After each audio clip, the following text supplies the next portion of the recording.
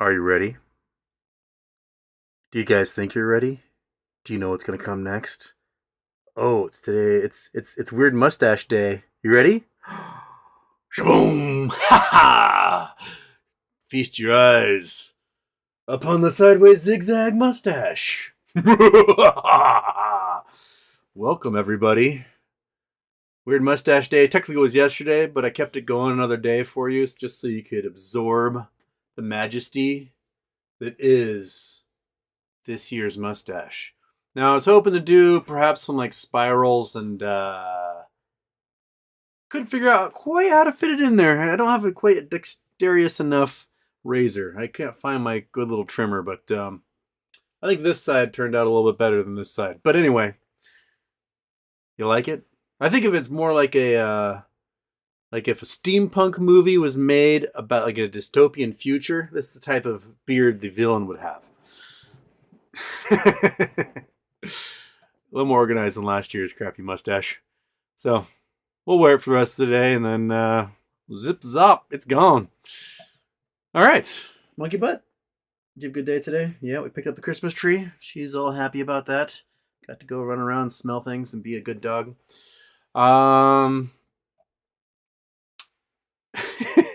Jim Carrey from Sonic.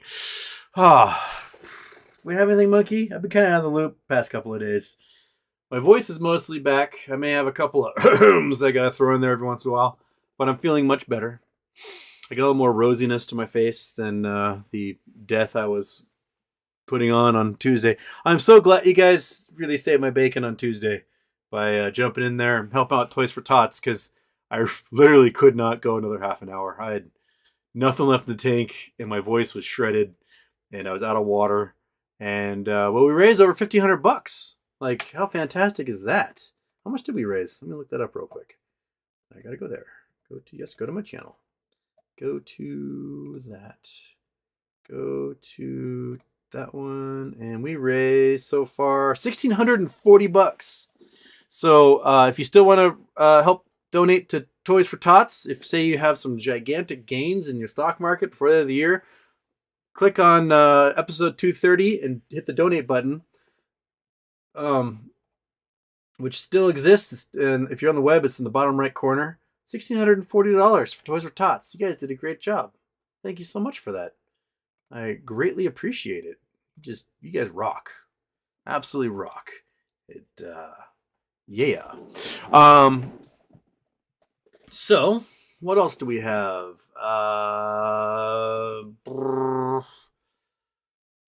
Seriously, I'm out of it. I just been napping the past couple of days. So I got no updates. No updates at all. And bam. Okay. Make sure that one's on. That one's on. Distract me. And off. They're off. No cat distracted me today. The cat is out of the room. He's not hanging out. The intros are off. And most of my brain is back. Okay, so, do we have anything to add, Monkey? Like, the market rallied, because, of course it did.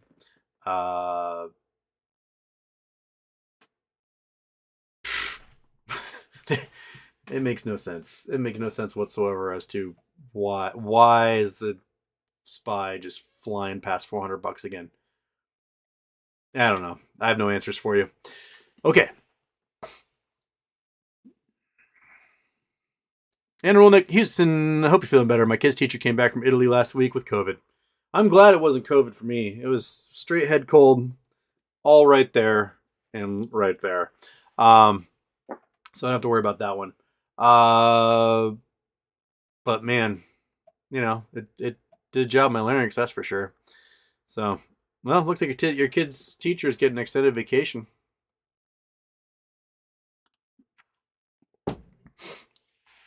Nathan Scott, hello Houston, welcome back. I'm glad to see you are feeling better. Question, why can't I purchase Acme preferred share in my Vanguard account? I have Acme itself, but none of the dividend. Is this a problem? You may have to call. Like in Fidelity, you have to do a broker assisted buy. You've got to call them and beg and say, please, please, please, please, please, can I buy this? And they go, oh, fine, and they turn on some switch that allows you to buy it. So you may have to call Vanguard and beg them for a broker-assisted buy on it. So that may be what you're sitting on. Daniel Batchelor, Houston. Hope you're feeling better. I'm feeling much better. Pyramids. Are they all over the planet because they're the simplest construction method, or is there something more to their design benefit construction? I think the simplest building method with a block of rocks is a pyramid. When we branched out from pyramids, we started having to use like reinforced concrete and rebar and steel that just didn't exist otherwise. But stacking a pyramid is really easy. It's the simplest way of making a sandcastle, simplest way of pretty much doing anything. So I think it's just the fact that it's easy construction. I mean, no one ascribes some sort of magical I don't know what would be the term I'm looking for, monkey. Like muse to like the bow and arrow. Almost every culture on Earth came up with a bow and arrow independently of each other. Didn't matter which continent you were on, you all discovered like tensile strength. Twing! And it's just a simple machine, essentially. Like it's common. People just they kind of have steps along the way to figure out. Oh yeah, and today's shiny shirt is subtle. You can kind of see it's got silver threads throughout. It can kind of glints a little bit in the light. Let me see if we can get in there. See that a little bit more? Oh, sparkly. So we are on day 24 of Shiny Shirt Week. We got a few more days left. Maybe 3 or 4 more days left. 1, 2, 3. Maybe 3 days left of Shiny Shirt Week. So, drink it in while you can. There might be one more on Monday that you guys get to see. Okay. And Rollingbay also. Houston, my question is, do we have to direct register any Acme preferred shares we are going to hold? Where do we find the info? If we don't do and our shares are on Fidelity Schwab, will we lose them? You shouldn't lose them. Although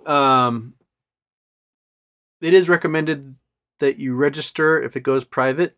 And you have to do that, I think, by close on the 12th. So, you can keep your trigger finger ready if prices scream high enough. They're like, well, sell. And if they don't, you make, I'll register. So that option is still open to you. Right? Right. Okay. It's AST, I think, is the direct register agent. Danny Batchelor, still keeping hope alive for that last Starfighter sequel. Kids and I watched it, and the humor me with the old-fashioned graphics. As a kid, that was like the first movie I saw that had computer-animated graphics for like when the starship does this like spinny, shooty everywhere thing. And I remember watching that, and I was like, that seems faker than usual. It really stands out as like, oh yeah, computer animated. Well, they made an effort. But yeah, I haven't seen that movie in 30 years.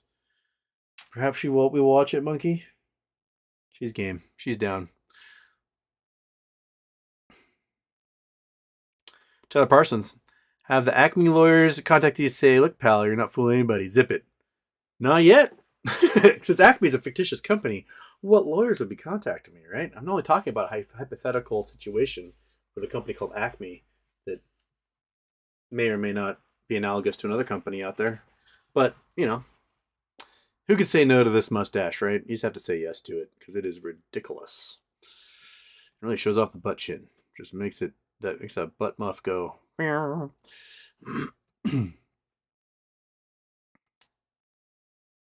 Mario Valdez. Hey, Houston. Hope you are feeling better. What do you think of this whole FTX dumpster fire? And what do you think it will do to the crypto markets moving forward? Will this be the start of banks? Well, it apparently nuked quite a few hedge funds. It's wiping out like was it Bitfex or whatever is another one going down. Um, it's carving a big hole. There was quite a crypto rally for basically no reason the other day.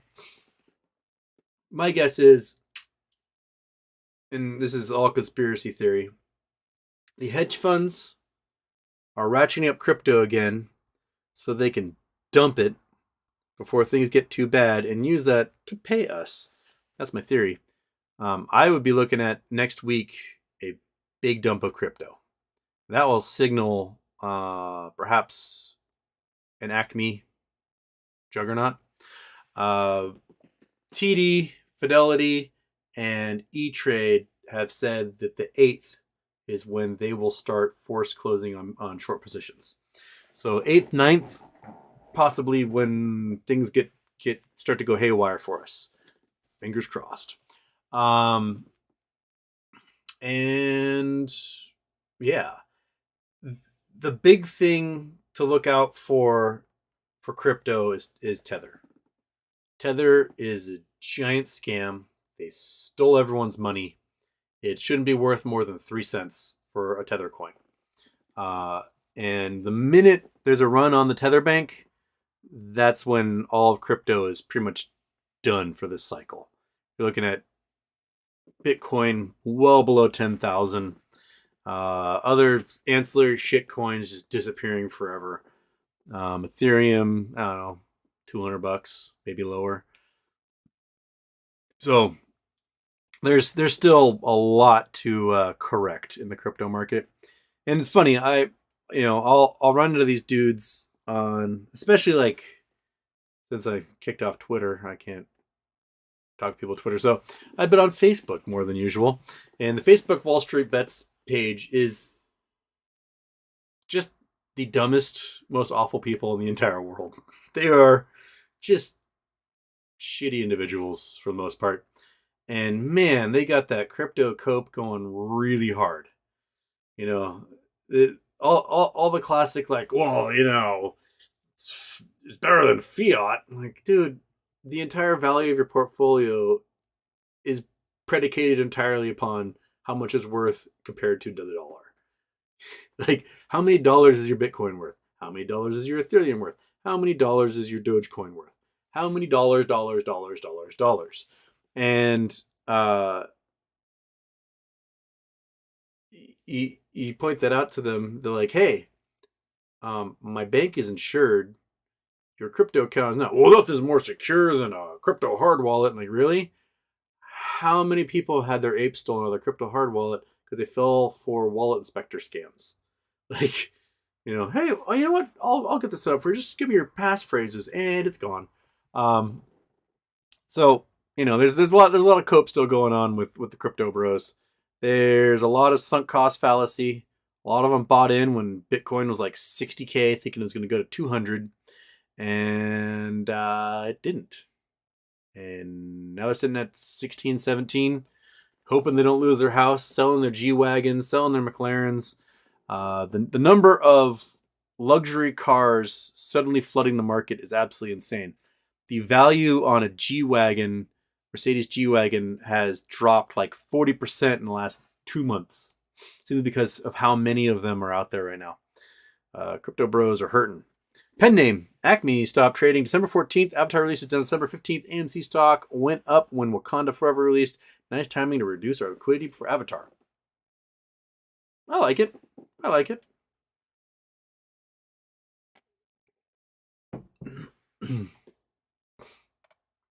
David Baker, how do you exactly... how exactly? Oh, did you know how exactly, perhaps? I would register my Acme if my Acme preferred shares are in Webull.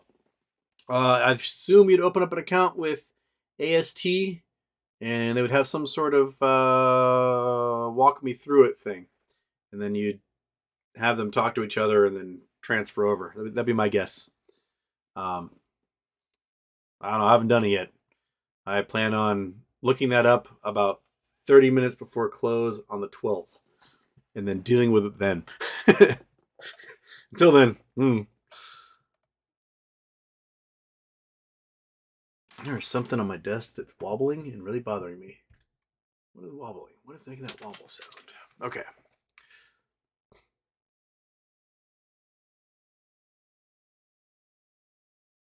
Sad Boy Incorporated, Houston. You're going to laugh for this week. I got burned by selling $26 cover calls for GME. I clearly forgot the balance of risk and premiums when making trades and basically was picking pennies. Oh, that means you got to go back and get some more. Oops. Yeah, you got to sell those things higher, $30, $35, and just take the little gains on it. If you sell it really close to the current strike, there's a very good chance you lose them. Lost Waves, what is up with Satanism and the elites? I don't know. I'm not elite. Do you know who the demon Baal is? Look him up. Isn't Baal the Zoroastrian? No, Baal was not Zoroastrian. He was the Babylonian devilish thing. Beelzebub. Scott Chocolate also bought some April $3 material calls. Thoughts? Great. Those are great to buy. I think it's very possible they'll fly past $3. I've got some $10 ones for January next year, January 2024. See where those go. Lost Waves, did you see the new Super Mario trailer? Nope, haven't seen it yet. Jonah Fader, did you see that Fidelity is letting retail buy Acme shares on the app again? Supposedly they did this because high call volumes to buy the stock and probably free up some of their call center guys. So get in there, get some more. Michael Steegs, Houston. How does the 35 days for phase 6 work? Is this timer running at the brokers? Can they manipulate the timer by hiding swaps? I think the whole point of the phase 6 is that they can't hide swaps anymore. That they have to post up a good chunk of collateral to do anything with swaps, with derivatives, and this is an international thing. It has nothing to do with the SEC or FINRA or any of the American regulators. It's an international requirement. So if you want to deal in derivatives markets, you gotta put up some pretty pennies, or else they aren't gonna let you play. And if you try to play and you don't have that collateral, they're gonna blackball you from playing, which could ultimately destroy some hedge funds. I think the international banks are getting a little tired of getting screwed by these guys. Because remember how it went with Archegos. The Archegos basically took the same $800 million in collateral and posted it to 5 different international banks. And all those banks did not realize that they had posted that collateral 5 times.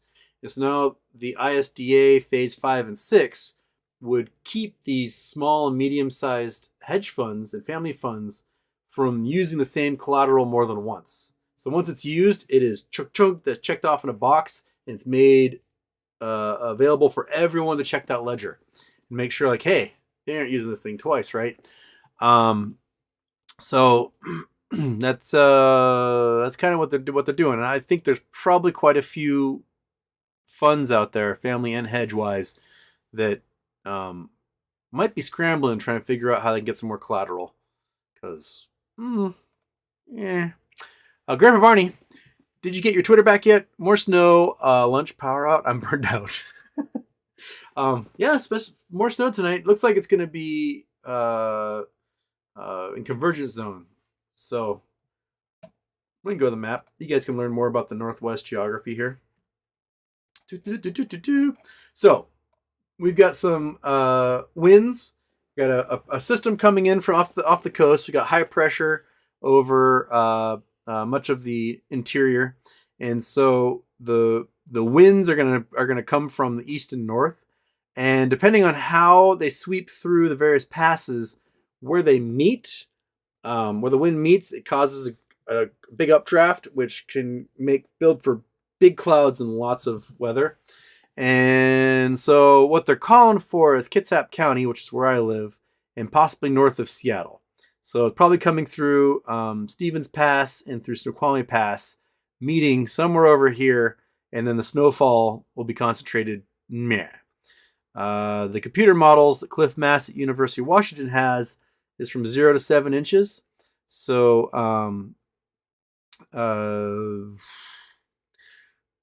it could be anything. And if the wind switches direction a little bit and the wind meets more down here, the southern sound will get it. So it's really hard to model exactly where. Like the snowstorms this week, we got a dusting on Bainbridge on Tuesday. They got like inches and inches a couple miles away and like 8 to 10 inches a little bit northeast of us. And then we got rain the rest of the week. Nothing else, no other snow. And then they got like 4 inches down here last night and we got rain again. Wintertime in Seattle is wait 5 minutes or move 5 miles if you need the weather to change. So many little hills and mountains and waterways. It makes everything really weird and hard to predict. But yeah, Grandpa Barney, I'm sure you're burned out. We had lots of power flickers, and I know power went out in Bremerton because my friends were complaining about it. So I'm sure you got more to work on. So you're getting that overtime in there, my man. Cruel Kind, good to hear you sounding better. Does life have to be carbon-based? Also excellent trim. Thank you. Well,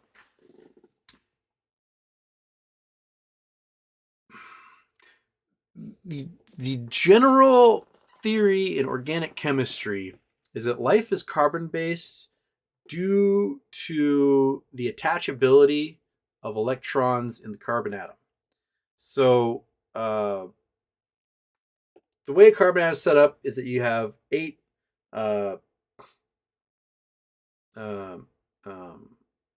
electron points that like to bond with other things. And the next step up on the periodic table, I think, is silica. And things that bind with silica end up forming rocks. So hard to make life out of rocks. They make minerals and not organic compounds. So life may have to be carbon-based simply because of the way carbon chains form. And it gives for a huge variety of things without becoming solid rocks. So life probably has to be carbon-based. There may be some example out there of like silica-based life, but other minerals, either get more noble or more reactive. You're not going to get things like sodium-based life because it'd just be explosions everywhere. And you can't get things on the noble side of the spectrum, like neon and whatnot, because they don't bond with anything. They have no attachment points for electrons. They're completely full up. So, yeah, probably has to be carbon-based. This is pretty much the only atom that does that to create molecules out there. I could wait for science to prove me wrong, though. Grandpa Barney, hey, buddy, buy yourself 1 gallon of gas. Thank you. Gasoline on the island is $1 more expensive than it is just off the bridge in Squamish. So save yourself $20 and drive off the island to get gasoline if you are on Bainbridge. Thank you, Grandpa Barney. Good to see you in here. Glad you got like a little time off for your lunch break there. Because I'm sure you got a lot more work ahead of you this weekend. What's the sticker the Powerline wives have on their cars? He works the poles, so I don't have to. Please tell me your wife has that on her car. Okay.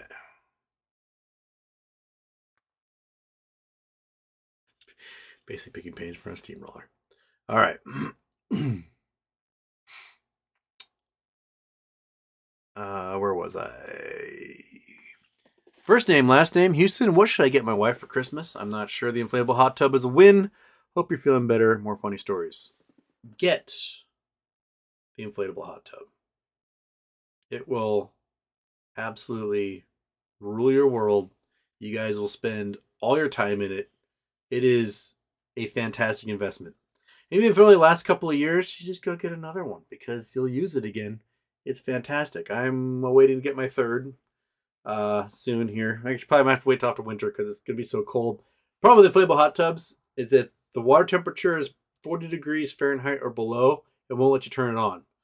And now it's so cold outside that if I try to fill it, it's gonna be too cold and won't heat up. So you got to keep that thing on all winter, or else it's going to get cold and not work. Inflatable hot tub story. So I got my first inflatable hot tub 2016 when I got monkey butt. I got the inflatable hot tub like maybe a week before I got monkey butt. And we were living in this house I called the Charles Mansion. It was this huge mansion that was the only home available to rent that my roommate and I got.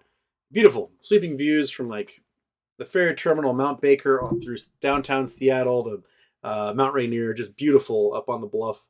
And, let's go sit there in the hot tub. Monkey boat, wander around the yard, whatever. And my roommate was gone. She was take a trip somewhere. And I was like, you know what? I can make it a hot tub. Roommate's not around. Let's do this. I'm in my yard. We're fine. And I in the hot tub, naked hot tubbing, doop, doop, doop, doop, tapping on my phone or whatever. Monkey butt's wandering around the yard, smelling things, having a great old time because she's just a year-old dog. She's figured out like her perimeter, where to go. And I hear this car pull up the gravel driveway. I'm like, why is her car pull up the driveway? And door opens and says, and I just hear this like, come here, sweetie, get in. And I was like, no. And the car closed the door and drove off. They had stolen my dog. Monkey butt, you got stolen by some random lady at like 10 o'clock at night out of my driveway. So, what did we do next? Went inside the house, put some pants on, and stared at my phone. And about 5 minutes later, I get a phone call from an unknown number. Click. Hello. Hi, I found your dog. I'm like, yeah, you just stole her out of my yard. I was in the hot tub. She was just smelling things, doing her thing. Oh my gosh, I'm so sorry. Well, can you come get her? And it was like 5 minutes away. I'm like, can you bring my dog back to my yard that you stole? She's like, I can't. So I had to put on all my clothes, get in the car, drive at 10:30 at night to some random lady's house and get my dog back from her that she stole out of my driveway. So that's the only time monkey butt's been stolen. Oh, you're sweet little booger. But oh, she's so soft and warm and cozy. Just don't kidnap people's dogs out of their driveway. Most dogs know where they are. This dog has a map in her head. She can find her way anywhere. But seriously, first name, last name, get the inflatable hot tub. It rules. Project Sun, you see where we have a black hole spewing out a light jet pointed to Earth? Oh, really? Where's that? Oops. I want to put that here. Yes. Okay. And now I got to go to there. I got to go to Chrome. I got to turn on Chrome. Got to go there. Got to go to Bright Flash. Done. Turn off the Google Earth and shabam. Mysterious bright flash is a black hole jet pointing straight towards Earth, drummers say. We have those. We have them from the supermassive black holes inside active galaxies. We call them blazars or BLAC objects. So now a black hole is spinning like incredibly fast. We talked about this before where you have this giant gas cloud. And as the gas cloud compresses, it starts to rotate faster and faster. So you get to the point where it's like our sun. Our sun is now rotating about once every, 30 days or so. And you get it smaller and smaller, it can rotate several times a second. So get pulsars rotating like 3 to 100 times a second. And with black holes, they can be going like 1,000 times a second because they took this entire giant gas cloud, compressed it down into a single point in space. So the conservation of angular momentum means this thing is just flying. And if it's going that fast, then it has this incredible magnetic field that's really tight and focused along the poles, and it takes these photons and pieces of matter and it shoots them along the magnetic poles, and it shoots it like a laser at us. Folks, like completely like parallel light, just shooting through there. So this is MIT news from just the other day. Earlier this year, astronomers are keeping tabs on data from Zwicky Transient Facility and All Sky Survey based at the Palomar Observatory in California when they detected an extraordinary flash in part of the sky where no such light had been observed the night before. From rough calculation, the flash appeared to give off more than 1,000 trillion suns.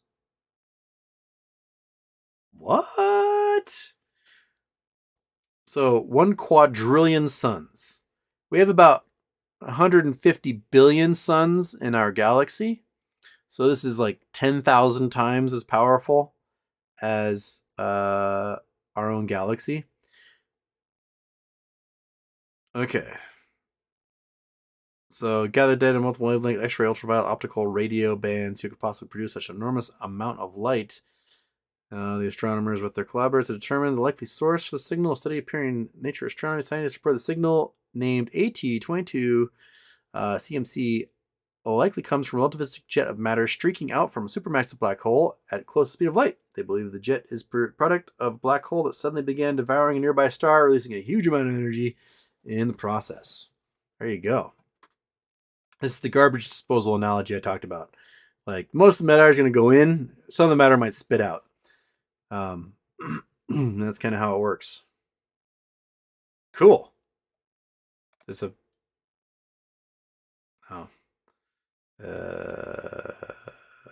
it's computer animation of it. Star falls in.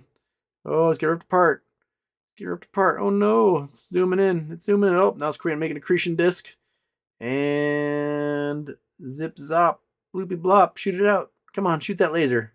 Shoot that laser, you speeding little disc thing. Shoot it. Shoot it. Come on, you can do it. There it goes. Shabam. Just big old gulpy fart.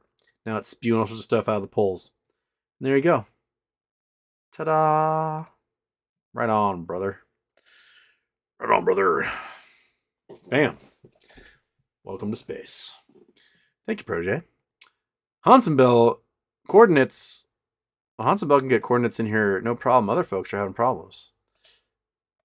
Spot the special artwork on the beach at this point. Yes, this is local tourist attraction. Okay, so we're going to Europe, obviously. Going to Europe. Boom, boom, boom.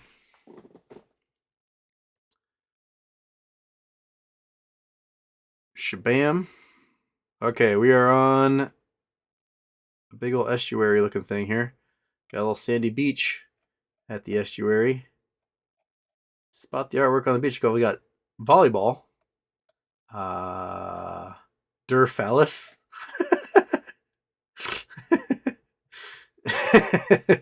Somebody made a sand ding dong and named it Durphallus, which is now labeled on on the beach. There you go. Do they have a picture of it? Can I look at Durphallus? There it is. Oh, it's a big old rock dong, isn't it? It's like a soapstone rock dong. Nice sandy beach on this mud flat here. Schlonger. Excellent. I'm glad that somebody put that there. That person's enjoying it.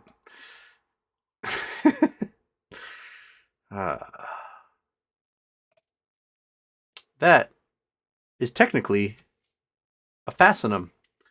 You guys know what a fascinum is? We may have talked about this in the past as well. So, in ancient Rome, to appease the gods, you put a giant stone wiener in front of your house, and that was can't remember which god it was a gift for. But basically, that was a fascinum.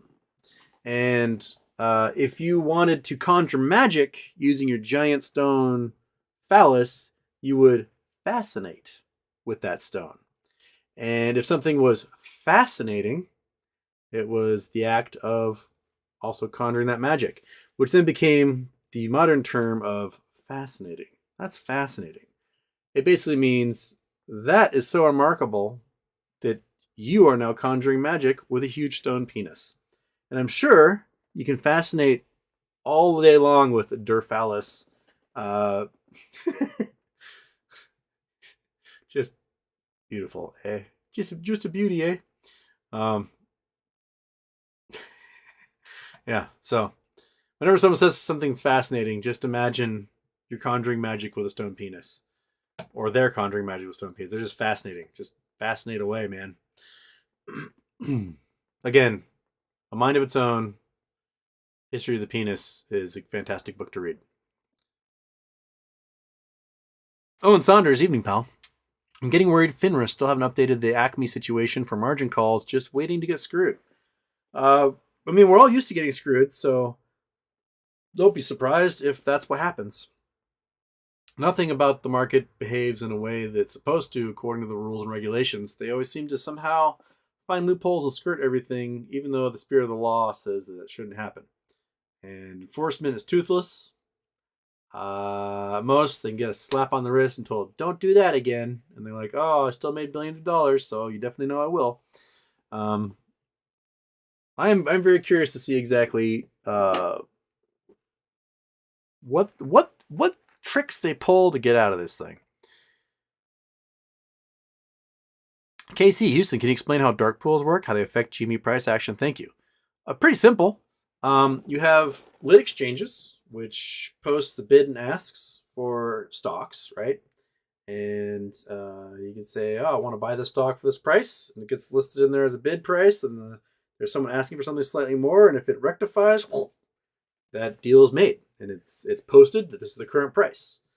Dark pools were originally set up so that large transactions can be made privately. So let's say you are, I don't know, General Motors, right? You're General Motors, and you want to purchase a big piece of Ferrari. So Ferrari stock trades as well. So General Motors goes to Ferrari like, "Hey, Ferrari, we want to buy a whole bunch of your stock and hold part of your company." Rather than going on the market and paying whatever the current ask price is for Ferrari and causing the price to skyrocket because you're buying 100 million shares or whatever, you would talk to Ferrari itself and do a deal to the side in this dark pool that isn't revealed to the lit market. So you say, "All right, Ferrari, I'm going to buy stock directly from you, the company of Ferrari, and we're going to buy 100 million shares at this price, and it won't affect the prices elsewhere, and we'll announce it later."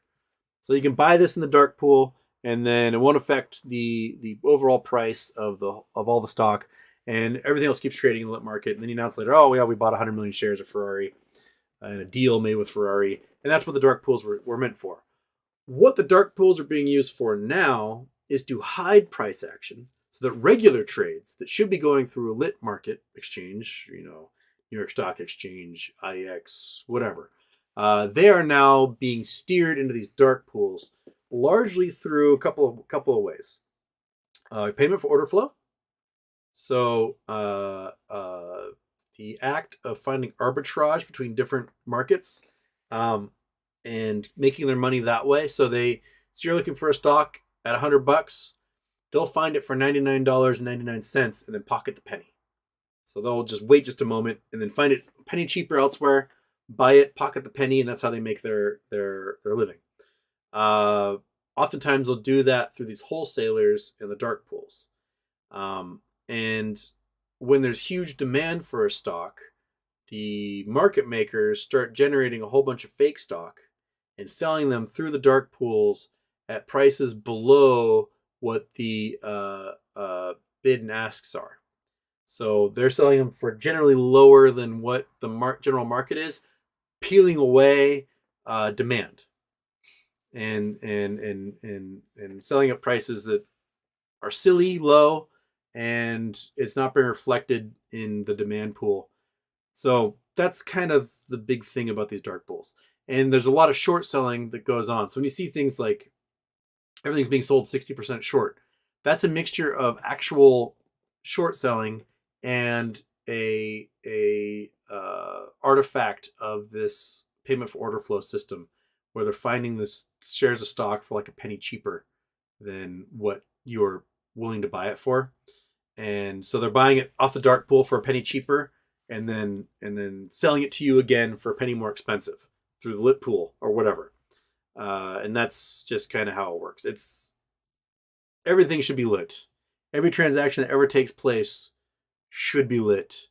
You should see what every single stock is ever sold for. And that's that. Simple as that.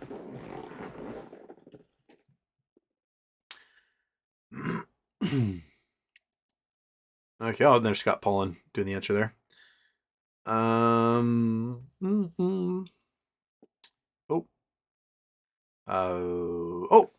I missed one. Brent Ray, what is the advantage of the shorts to wait until the last day to cover? It makes no sense to me. Thank you, Houston. I don't think it necessarily an artifact of an advantage of the shorts. I think it's an artifact of they can't afford to cover or close. Sorry, not cover. They to close. They're not covering the stock. They have to close positions because you can't have any short positions on a private stock. So they are likely anywhere from 10 to 50 times underwater on their short positions at the moment. Right? Because if you shorted this stock at 21 cents and it's trading for $8 to $12, you're hosed. You're absolutely just hosed, man. So you now own 50 times the liability on the 21 cents you made off that stock. And if you try to close that, you don't have the money for that, right? I mean, you already leveraged 30 to 1 overall as a hedge fund, and now 50 to 1 added on top of that because you made a bad bet. You cannot afford to close. So what you do is you short even more. You get more cash. And you keep shorting. Why? Because you can collect more cash. And you short and you short and you short and you collect that cash, and you short and you short and you collect that cash, and you sell naked and you collect that cash, and you sell things in FTD and you collect that cash, and then you take all that cash and you send it offshore to a bank account, and so that when the 8th or 9th comes around and your broker goes, hey man, you haven't closed any of your positions yet, we got to start liquidating. You make it so they can't touch that offshore money. They liquidate all of your clients' money and start closing positions that way. And then you got this safety net of hundreds of millions or billions of dollars in cash that you made continuing to short a stock. It's in the Caymans or British Virgin Islands or the Bahamas or wherever. And that's probably what they're doing because they can't afford to close. So they're hoping that some, hand of God comes down and fixes the situation for them, or they're just going to cheat the system as much as they can until they can't anymore and then walk away. And then they've got their safety net offshore somewhere. And that's probably what's happening. They're hoping that the brokers call their bluff or don't call their bluff and go, and somehow allow them to break all the rules in the world and maintain a short position on a shorted stock, and then hope that, fuel prices plummet. Oil goes from $100 a barrel down to like $10 a barrel. The value of an oil field that could sell would be billions of dollars today drops to pennies, and then they win. It's all about delay. It's like, you find a lump somewhere and you're scared to go to the doctor because you know that they're going to tell you some bad news. So you just put it off and just pretend like everything's fine. La, la, la, la, la, la, la, la, la. I think that's kind of where the hedge funds are. Like, if I just take a long nap and I wake up, everything's going to be fine, right? And they're probably just kind of doing that over and over and over and over. And that's just kind of the nature of human beings. Oh, I missed a Brent Ray one. What's the chance of 0 to 100% that Acme will squeeze? Well, I'm leaning towards the 100% side. I mean, technically, it's already squoze, right? We've already 10x the sucker, like 12x the sucker. So that would technically be a squeeze, but I think it's got a lot more room to run in this case.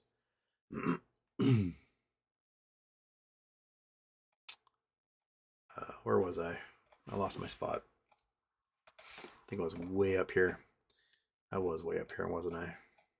Oh, I lost it. So, okay, there's Dark Pools one. Okay.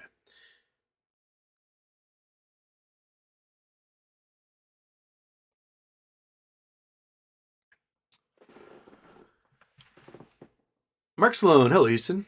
I'm pretty new at investing. Just been over a year starting with GME. Now I bought some Acme, no problem, but TD only allows 5% above. Will we see price going up so I can max out money? Yes. Yes.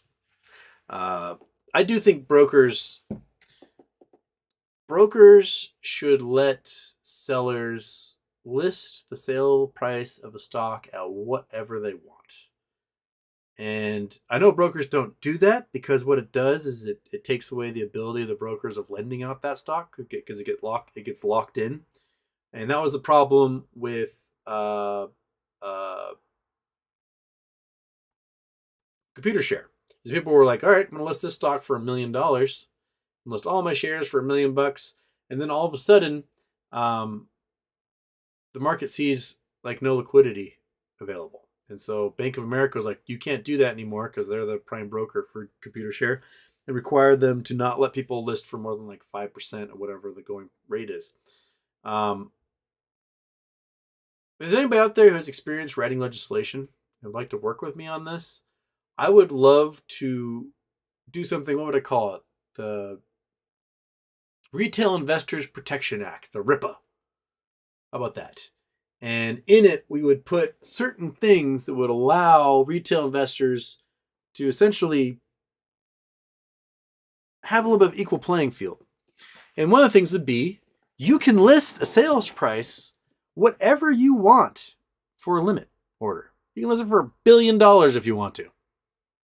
Doesn't mean someone's going to buy it, but you should be able to list it for that much. Why? Because that's how much it's going to take to buy that stock from you, and that's exactly how a market works, right? You don't have some sort of rule at the local store that says you can't list this bottle of water for more than 5% of your neighboring bottle of water company's sale price. You can list it for whatever you want. People don't have to buy it, right? Like you go to the football stadium, they're going to charge you like $17 for a beer. There's no rule saying they can't charge you $17 for a beer because across the street at the local bar, that same beer is $5. That's more than 5% higher than what the other beer bar is listing it for. Uh, no, you should be able to list your price of your stock for whatever you think you deserve for it. It doesn't mean it's going to sell, but you should be able to be like, I'm going to put this price tag on it. Like guy's got the classic car, and his wife's like, you gotta sell that car. He doesn't want to, so he puts a price on it's absolutely ridiculous so that no one will buy it. And he's like, oh, Connie, I can't sell this thing. I've been trying, but he doesn't want to sell it. So he's trying to sell his like '85 Corvette for $50,000, and all the other ones are going for $3,000 around him. He has the right to list that thing $50,000. Craigslist isn't gonna say, you're not allowed to do that. It's silly, absolutely silly. So part of the Retail Investor Protection Act would be brokers cannot keep you from listing stock price whatever you want. And inside that Retail Investor Protection Act will be the 5 or 6 things we've touched on before. Limiting payment for order flow, getting rid of dark pools, making FTDs not be a possibility because you can no longer make it short, not being able to trade away FTDs as a type of swap. No high frequency trading. Yeah, I have it written down somewhere. But, there's little things we can do to even the playing field so that these hedge funds and market makers don't have superpowers over us. So we should be able to list stock prices for whatever we want. No one has to buy it. Right? Just in my head, are these Lightyear solar-powered cars legit for mass production? I don't know what the Lightyear solar-powered cars are. Lightyear solar car. Is the world's first solar electric car the most aerodynamic and efficient? Now it's in production. I mean, they've been making solar cars for quite a long time. There was the one they made the movie about back in the 80s. They had like high school kids made one that Chasing the Sun or whatever it's called. Here we go. All right, boom. Oops, that's still Google Earth. So it's got a whole bunch of solar panels on it. There's a few of them that have lots of solar panels, like the Aptera. I'm sure it's made of like really light composites. Does it have batteries? That's a question. Explore Lightyear Zero.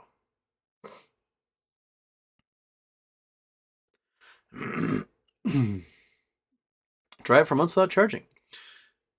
Building an electric car, charging on the go, and getting up to 70 kilometers of range per day from the sun alone. Our holistic design helps you get the most from every last joule of energy. Okay.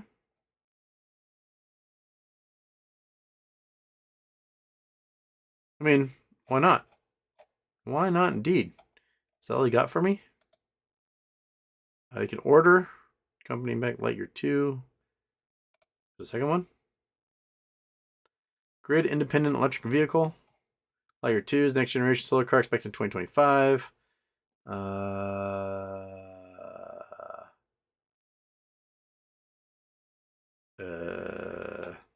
Tell me more about your car, man. Or is this all we're gonna get? Just that? A CGI render and okay.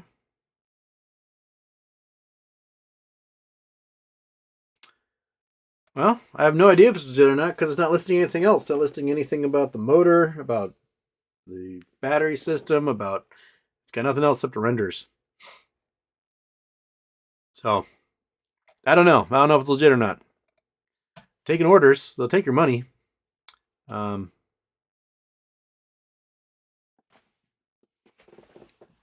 technology's getting better, and you mean on an RV you can get 1,000 watts of solar power on there. 10 hours, you charge up 10 kilowatts. That's good for probably 20 to 50 miles on a car. So if they got really efficient ones, I bet a car like that could probably do like 200 to 500 watts. So that's 200 to 500 watts per hour. And a sunny day in the summertime, that could be like 7,000 watts, which would be like about 1/10 of a charge, maybe 1/8 of a charge of like a Tesla battery bank. So 70 kilometers? Yeah, that probably makes sense. Why not? Why not? Except to be super expensive when it comes to getting in a front end collision. Destroy that. I bet that hood costs a fortune.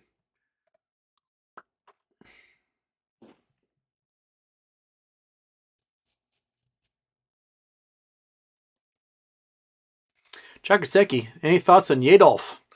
I know Kanye became radicalized by flirting with the alt-right. He seems to be giving off incel vibes after losing his endorsements and now hanging with Nick Fuentes. Yeah, if you guys don't know who Nick Fuentes is, you probably lead a charmed life. That guy is a piece of shit. He's the current leader of the Nazi movement in America. And Kanye is hanging out with Nazis. And then he like went on Alex Jones' show and he's like, I love Nazis. And then he posted a bunch of Nazi crap on Twitter. And even Elon's like, whoo, we're going to have to pause Kanye's account right now. Yeah. So here's what I think should happen with Kanye is that he needs to lose everything, be penniless, broke, and homeless, and then get a nice shot of ketamine and put into an inpatient treatment program where he'll spend the rest of his days getting medicated and going, holy shit, I can't believe I did all that. Because right now he has to serve as an example to the rest of the population that you can't reward people for being Nazis. Kanye's doing the whole, like, there's this thing that super racist pieces of shit will do when they're trying not to admit that they're being racist pieces of shit. And they'll say, like, I love everybody. I'm all about love. Love, love, love, love, love. And then they'll continue to point out specifically how one demographic of people are evil and terrible and they should all, like, die in a hellfire. And they're like, but I love everyone. It's just that these people are a bunch of pieces of garbage and they should be put in ovens and die. And it's terrible gaslighting that they do. And you know, Kanye might be bipolar. He might be borderline personality. He might be narcissist. He might have all sorts of other diagnosable issues. But he knows full well what's right and wrong. And he knows what he's doing is wrong. And him being batshit has nothing to do with his ideals. He's shoveling that stuff into his face willingly. And there needs to be consequences for it. So yeah, he's losing all his sponsorships. I'm sure he's gonna have to self-fund his albums because I doubt labels are going to be associated with him. And then don't hang out with Nick Fuentes. Like, dude, that guy's a literal Nazi. He's also never been laid in his life, which leads to part of his hate that he's full of. Yeah. Casey, thanks for answering my Dark Book question. Your beer is amazing. Thank you. I wish the camera was from the other side because I do think this side is just a little bit. I did a bit better job on this side. This one is a little thin, but you know, I dig it. I think it's funny. I posted it, and all my friends were like, "Oh, gross." It's temporary, man. I'm not going out there. I'm not going hitting the bar, smacking on chicks with this thing on my face. Like, hey, baby. No.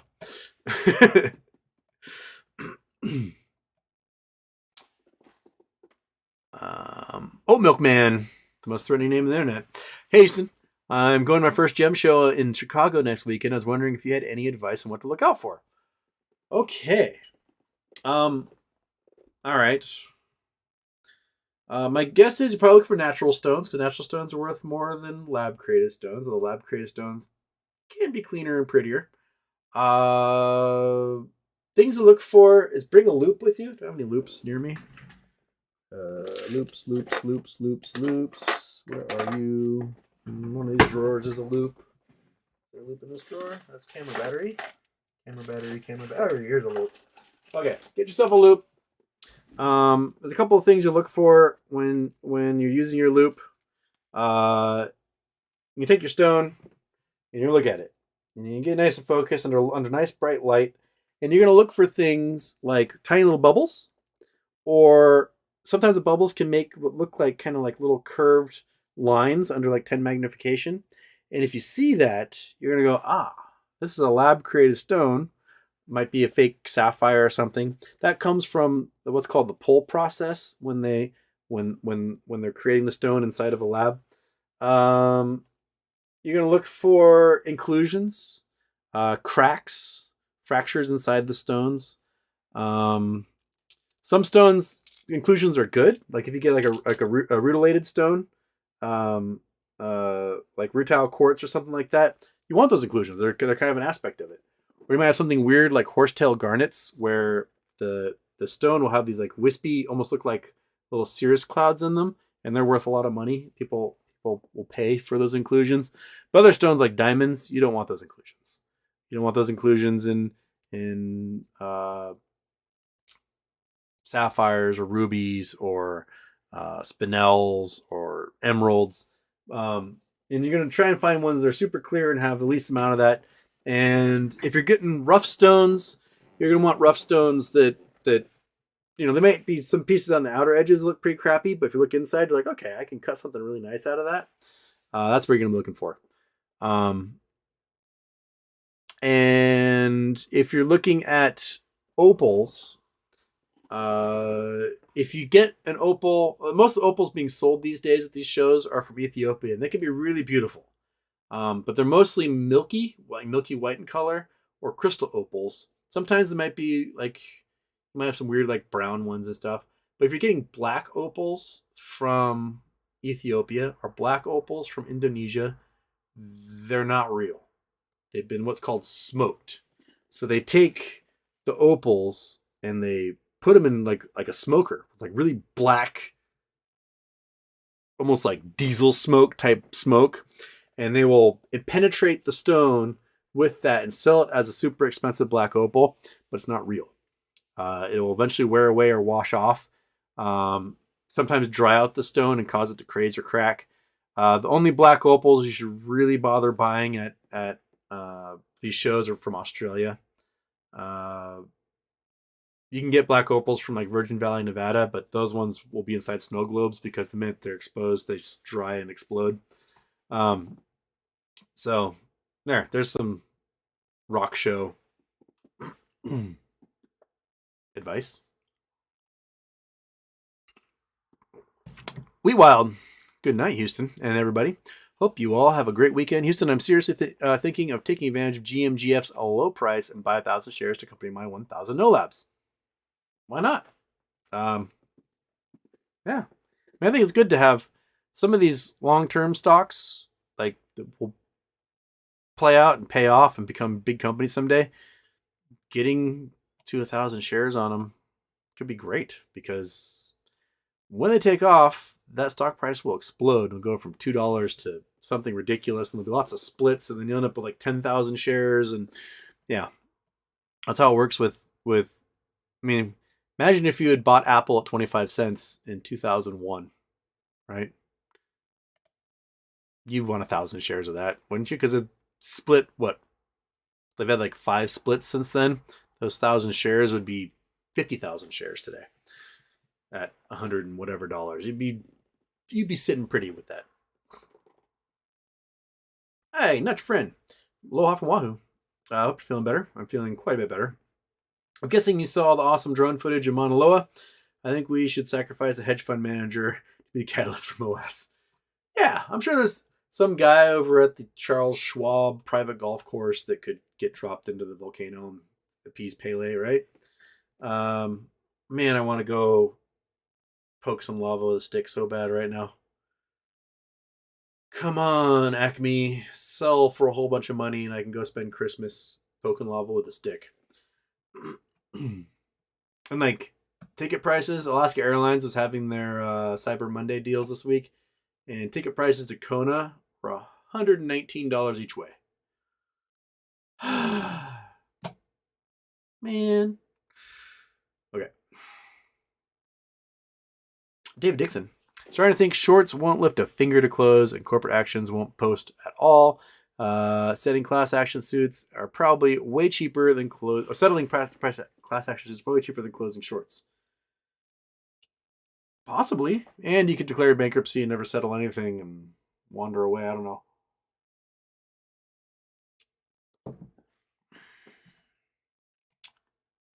Oh, and then I missed the Casey Chapman one. Glad you're back, man. Go get yourself some tea on me. Thank you, Casey Chapman. G-Font. How about a very special Christmas Houston a problem? Maybe you can have Dave Lauer on, or perhaps a collection of Kermit the Frog, Katarina LeMay Dewan, Paul Rudd with musical guest Sting. I would love to have Katarina LeMay Dewan. Profess my ever undying love for her. I mean, the lady's like 60 and still a smoke show. If you guys don't know who she is, she was like the top long track speed skater in the 80s. Just a babe. My absolute crush in childhood. I was in love with her. Let's just look up Katarina LeMay Dewan. Let's just look her up in back of the heyday here. There she is. All right. Where is she as an Olympic badass? Oh, there's the love of my life. Katarina LeMay Dewan. Oh, baby. She's a smoke show. Speed skating away, being a babe the whole time. Absolute. Just a babe. Space Monkey, what are the odds short hedge funds find a way out of Acme Preferred? In your opinion, no. And happy unbirthday today. The odds that they're trying, 100%. The odds to get away with it, 25%. I mean, I think it will be a glaring problem for the SEC, for Congress, for regulators in general, FINRA, all those folks, if somehow either A, they're able to carry these short positions into the stock going private, or B, they somehow liquidate holders of their position at stock prices they don't agree to, and they aren't allowed to carry their stock into private holding. That will prove really bad for everyone involved.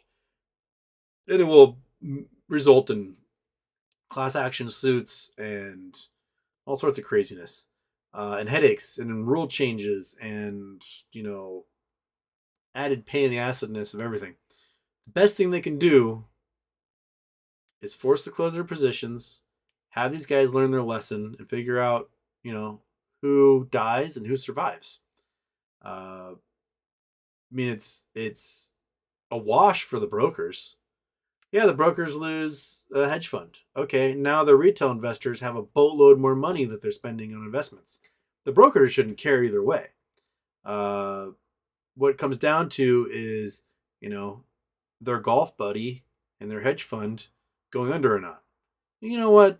I'm sure they'll land on their feet. They'll get a job working at Merrill Lynch or whatever, and everything will be fine. But um, they just need to enforce the rules, man. As William Morgan likes to say, nobody's enforcing the rules. Uh, they got to enforce the rules. They just do.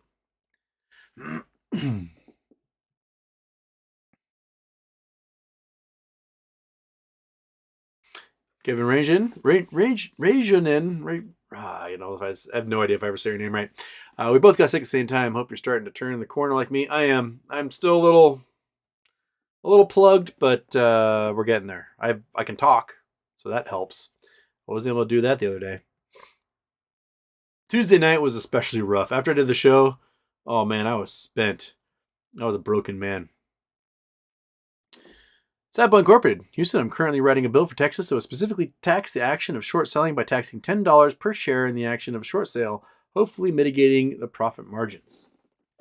Well, there you go. I like it, Sad Boy. Make them pay to play. That way they'll only short stock that is like, hundreds of bucks a share because they're going to pay the taxes on top of it. Guaranteed every time. I like it. I like it, Sad Boy. Iggy Lamone reminds me of Tron. David Pierce, oh my god, I can't watch. Maybe listen. I'm an hour and 7 minutes behind. I'm out to where I unveiled the facial hair. Simply hideous. Nice Monopoly guy mustache. Andrew Stewart, what is up with Maxine Waters inviting SBF to appear in front of Congress instead of issuing a subpoena? Well, SBF is never going to leave the Bahamas. I don't think he can leave the Bahamas. I think he's stuck there and going to non-extradition countries for the rest of his life. So Maxine extending an invitation to him to talk before Congress might be a way to get him out of his shell and perhaps come. But subpoenaing him isn't going to work because he's not in the United States anymore. So it won't matter. Good luck serving him with that subpoena out of the country when that doesn't make a difference at all. So the best you can do is invite him at the moment and hope he's dumb enough to do it. Holy hell, Mr. Mustachio. Houston needs earrings, make the look compete. Oh, earrings would work pretty well on this thing. I think like one of those crazy bowlers and I don't know, a brass gun of some kind looked extra steampunk. Definitely better than last year's best of shave jump. It is better than last year's for sure. Yeah. Like a Trey's trade move.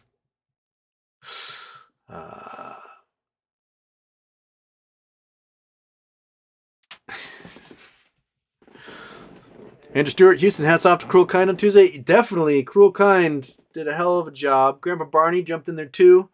Thank you guys. Tuesday was magnificent for how awful I felt, and you guys pulled it through. Like 40 minutes in, we made it. Boom. And I still powered on for another 40, and then I was like, I'm done. But yeah, you guys were awesome. Need a Camelback for the show. Michael Harrow, we can test Houston's voice if we get him on Elon rant about Neuralink being supposedly ready in 6 months for human testing. Man, all right. You want me to talk about Neuralink? Let's talk about Neuralink. Okay. In the animal testing phase, 15 of 23 animals died due to basically having their brains scrambled. Of the 8 that survived, I think 1 was successful, and the others were kind of inoperable and had permanent brain damage. I would not in a million years volunteer to have that thing put in my head. Not now, not ever, not even 6 generations of that device in would I even conceive of having that put in my head. And you know what they've accomplished with Neuralink so far and the animal testing is stuff that like neuroscientists did 20, 30 years ago. They've so far achieved nothing new that hasn't already been done by neuroscientists for the last couple of decades. Um, yeah. And seeing exactly what a shit show Twitter is, would you want anything built by that dude in your head? I mean, people's Teslas turn to bricks all the time. What what happens if the company goes bankrupt? You don't get a firmware update. People that had the bionic eyes and they can't get firmware updates now. So like, if it glitches out, there's no service for it. They're just blind in that eye again. Oops. Oh well. Judging from the fact that Elon has already lost $100 billion and might be losing another $100 billion in the next couple of months, uh, I'm not sure Neuralink is gonna go anywhere. But if you guys want to volunteer to have your brain monkeyed with by Elon, go for it.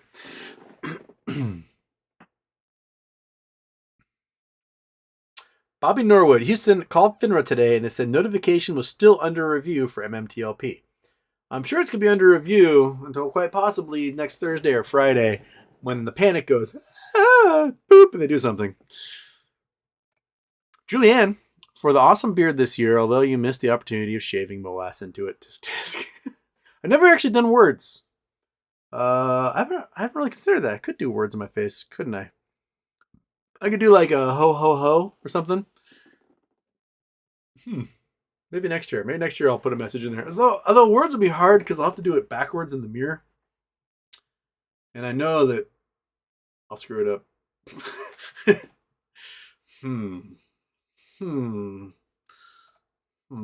Okay. We need Chupa Batman. Oh, Chupa Batman I think is napping somewhere. Let me see if I can find him. Let me find him for you guys. Give me 10 seconds. Maybe he's in my room napping.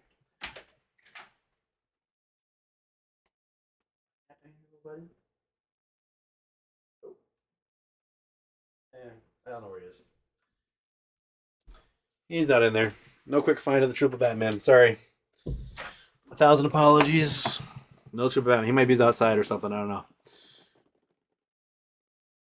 He had been napping on my pile of laundry, so, he wasn't in there, though.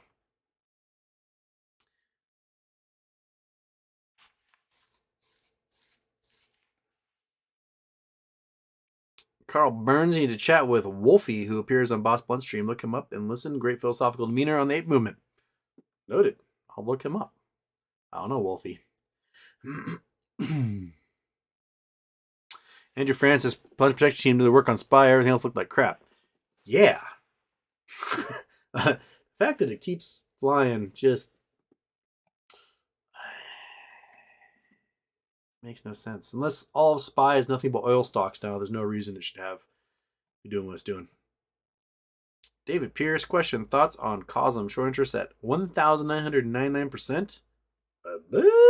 That's reported short interest? What is COSM? Boom, boom, boom. COSM, mercenary experience around the world. Wait, that's not. But give me a dollar sign. Give me a dollar sign. 54 cents. I have no idea what they do. Cosmos Holdings, global healthcare group, proprietary lines of nutraceuticals, distributor of pharmaceuticals, branded generics, blah, blah, blah, blah, blah. They're shorted 2,000%, is what you say. Okay. Bounced around from 45 all the way up to, that's quite volatility, up to 60 at one point today. And back down again. 5 year. They had their local peak in June 2021 at 750. all the way down. They were down as low as 14 cents just a couple weeks ago. Looks like it's in that flying mode. Is it traded on the OTC? It's traded on the OTC. Okay. So you can't get options for it. That's a bummer. 52-week low is 6 cents. This looks like something's primed to fly. It's got incredible volatility going on. I know nothing about them. But the fact that it's shorted 2,000%, as you say, that's reported shorting? Short interest.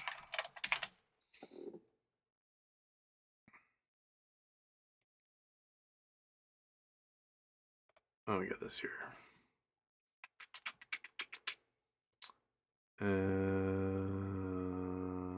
Today's short volume versus average is 1,000% more than normal. So people are shorting it right now. China shares shorted. This has 24% short shares. But maybe you were looking at the volume of shorted, so it's the volume was way up on shorting the shares. Huh. Interesting. I'll look at them a little more because I know nothing else beyond this quick glance. Space Monkey. Throat is getting a little dry at the moment. Just so I understand, on Monday the 12th, I'll still be able to sell Acme Preferred, or I'll be able to sell up until the 14th. What date will the sell button disappear, so to speak? I was in the initial impression that selling would stop on the 12th, but people have corrected me in saying that the date of record is the 12th to get the private share. And if you sell between the 12th and the 14th, that you will be responsible in providing a private share to whoever you sell it to, which seems like a pain in the butt. But maybe your broker will figure it out. I don't know. I'm just going to safely assume that if the price doesn't go bonkers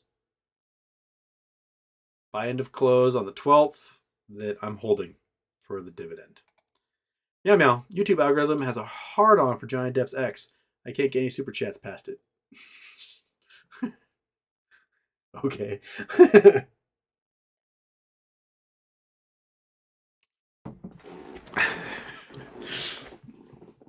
All right.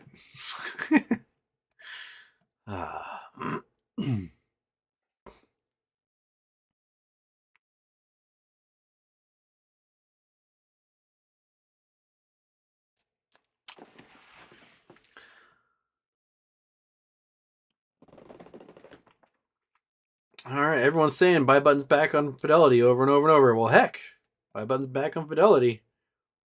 Get it. Well, it's $8. Seems pretty rad to me. I would expect, like, they've been shorting. It's been kind of going down from the $12 it was on Monday. That Acme might experience one hell of a short attack next week before then run others go, oh crap, this is going to be a disaster. And then boom on Thursday and Friday. That's what I'm holding for.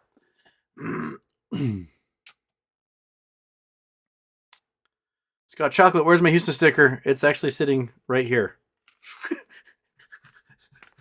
The Scott Chocolate one right there. I have not been to the post office. I need to go to the post office. I didn't do that. Monday, Monkey? Post office? I should have today, but then we helped the mom go pick up her Christmas tree, and then we didn't make it to the post office. So, Monday. You remind me on Monday, Monkey. We'll do it. Want to come over here? You come say hi? Look at the kind of type dog wants to say hi. You do. Stretch it out. Get over here. Get over here. Come say hi to everybody. There it is. Oh, that sweet dog. Yes, that sweet monkey butt. Oh, helicopter ears. Helicopter ears. Oh, right. That was fun. Yes, it was. Okay. Graham, Houston, George P. said the lawyers are watching this spin out. However, what would happen if the shorts plan is not to close short positions, but to let lawyers commence legal action? I'm sure it'll just be a mess for everybody. It shouldn't be up to the shorts whether they get to close it or not. It should be up to the lenders and the brokers. If the law says you can't have a short position on a private stock, then the brokers and the lenders should make sure that there is not a short position on a private stock. Is that the cat? Is the cat coming to say hi? Kitty.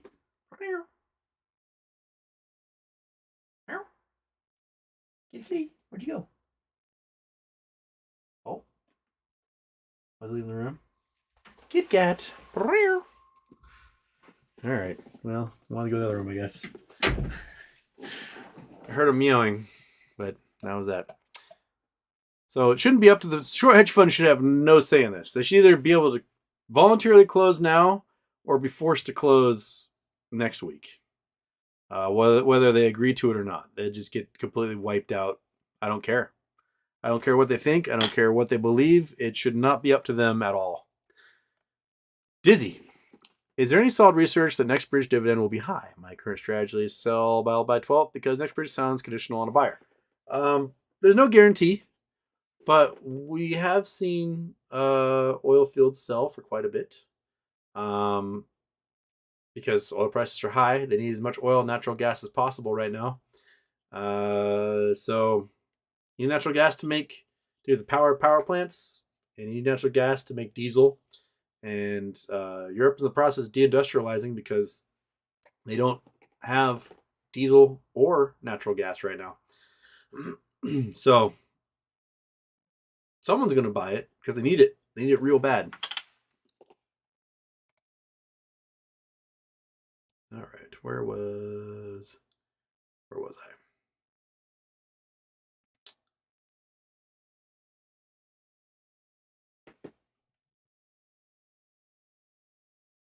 Oh, that's true. They can't send me a PM on Twitter. I do need to change that. Jersey, if you're watching, we gotta change that sucker. Plus, the Go Ask Houston is currently read only. I don't know why. I'm not the administrator, so I have no ability to make it work. Sure, all those are in there. I still know where that magnet went. It's somewhere.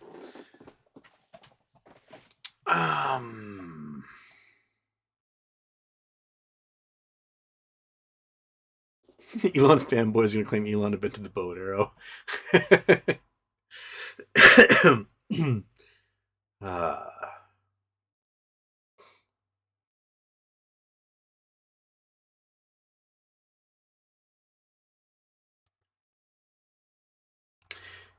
Lucius Guy, Diamonds Houston, what are you wearing December 9th and 12th?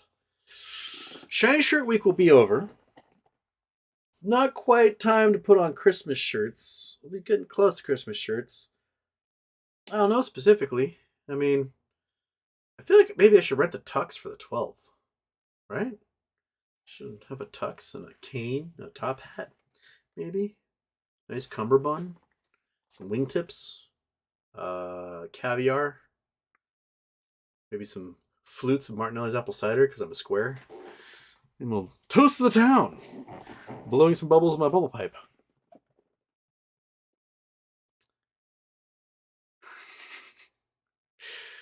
All right.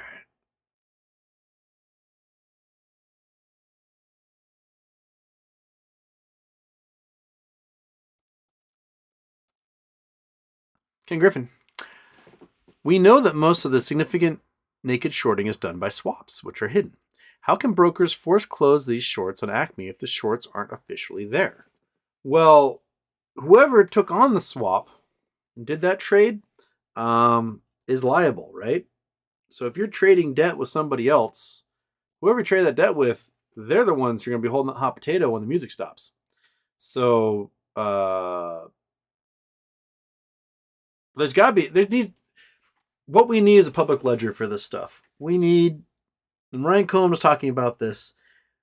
If you go long on a stock, you have to report it. And everyone can see if you're long. But if you're short on something, you don't have to report it. There should be a public record of who's short on what.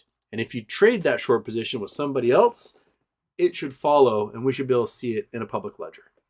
There's no reason that these shorts should have more power in the market than any of the longs do, when longs are building an economy and shorts are destroying it. So that should go into the Retail Investor Protection Act.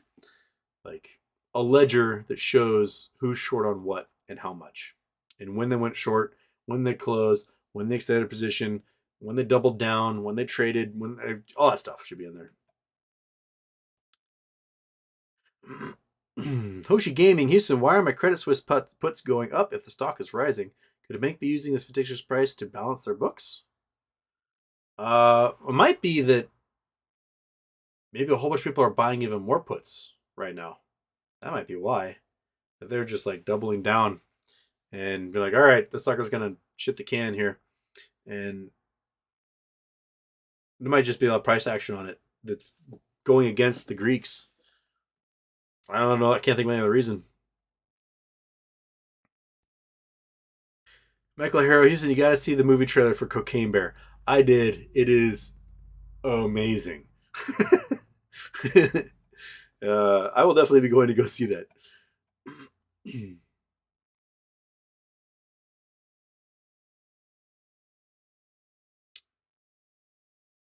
Sultan, what is Acme? Am I missing something? Acme is a hypothetical situation where there's preferred stock that represents the holdings of an oil field that's going private. And in this situation, trading ends on the 12th and it goes private on the 14th. So we're talking about this hypothetical situation of a stock that's heavily shorted, possibly skyrocketing as a result of going private because you can't hold any short shares on a private company, forcing the closure of lots of short positions, making the stock go up like 10 or 100x from where it is now. That is what we're talking about. It may or may not be analogous to another oil-related stock out there that I'm not allowed to talk about. So, take that for what you will.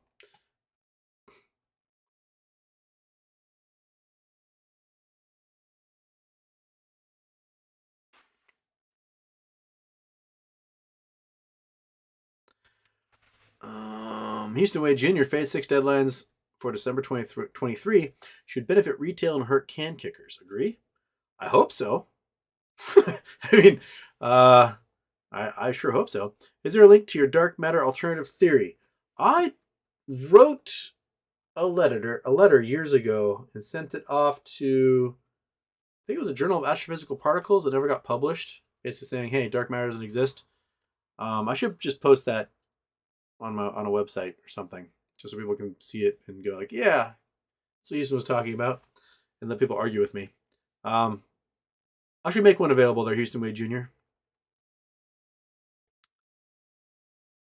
Solly T. Houston, do you think the squeeze could trigger margin calls and lead to GME MOAS? I hope so, man. I hope it triggers everything. It would be just so wonderful to just boom that. I want everything. I want everything to be triggered.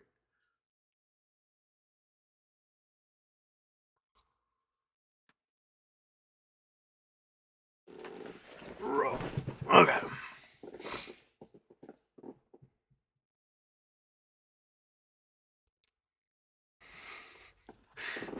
Scott Paul in Houston, mighty critical of crypto investors, was sitting on his own AMC and 8 bags. Maybe lay off. You are just as bad of a spot. I have not purchased a single AMC or APE share since maybe April 2021. I am basically even Steven with all of my AMC holdings. I told myself I wasn't going to buy any more after we saw them dump 11 million shares to Mudrick, killing the rally. So, yeah, I have not sold anything or not bought anything from AMC or APE since then. But crypto is a scam. All of it is a giant scam. And it's going to be run by scammers because it's completely unregulated and there's no laws behind it. So there are 3 uses for crypto: paying for crime, money laundering, and speculation. And the speculation bubble is entirely contingent upon the greater fool theory. And if you run out of fools, then that's it. You're left with paying for crime and money laundering. So why do you need crypto unless you are paying for crime and money laundering if speculation is pretty awful right now? And if it becomes a regulated security, then all of these crypto exchanges that have been absolutely just messing people's money, they're all going under because they don't have your cash. They've been asking you to stake your crypto. I stake your crypto, and you'll make 30% a year off of it. What they're really doing is you put your crypto into their program. They take your crypto and lend it to somebody for cash, and then they use that cash to buy more of the same coin that you were staking, and then putting that into your account, and then they take that and lend that out, and eventually they're going to run out of crypto. All it takes is one run on the bank, and you got an FTX situation, and Binance is not far away. Those guys are doing exactly the same thing. They're doing the same staking programs, promising unrealistic returns because it's a Ponzi scheme, and it's crypto is going down, man. Crypto is going down hard. In the minute Tether, once there was a major run on the bank on Tether and they can't produce anyone's cash, the rest of it's going down. Because 55% of all crypto trades are done using Tether. That's people are converting their fiat into digital and then purchasing coins in these exchanges. And if they don't have your money, it's time for you to pull out because you see something horrible happening in the crypto market, and you are just a couple seconds too late and your cash is gone. Well, everyone's trying to sell. Everyone's trying to get their Tether coins. Everyone's trying to convert the Tether coins back into cash, get their money in their account, and you can't get any of that, then beep, beep, beep, beep, beep, beep, beep, beep, beep. You have yourself just like that Luna Tether coin. It's just all going to depeg, crash, and that'll be it. And there'll be no one going to jail for it because it's unregulated and you can do whatever you want in the crypto sphere.